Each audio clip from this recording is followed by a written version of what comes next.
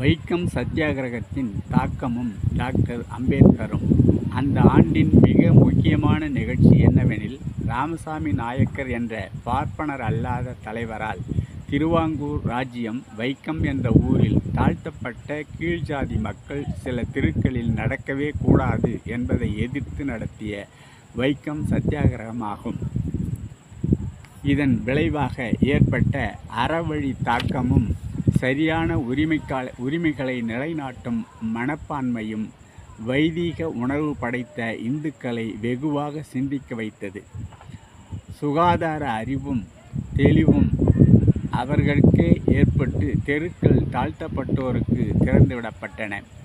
அம்பேத்கர் இந்த நிகழ்வுகளை மிகவும் உன்னிப்பாக கவனித்து கொண்டே வந்தார். மகாட் என்ற இடத்தில் பொது குளத்தில் தாழ்த்தப்பட்டோருக்கு தண்ணீர் எடுக்க உரிமை கேட்டு போராட்டம் நடத்துவதற்கு முன்பு அவரது மனதில் இது மிகுந்த தாக்கத்தை உண்டாக்கியது. ஊமையர்களின் குரல் என்று டாக்டர் அம்பேத்கர் நடத்திய இதழில் வைக்கம் போராட்டத்தின் வெற்றி பற்றி உள்ளத்தை தொடக்கூடிய வகையில் மிக அருமையான ஒரு தலையங்கத்தை எழுதினார் அம்பேத்கர். பின்னால் வரும் நிகழ்ச்சிகளின் நிகழ்வை முன்கூட்டியே காட்டும் அரிய நிகழ்வாக அது அமைந்தது.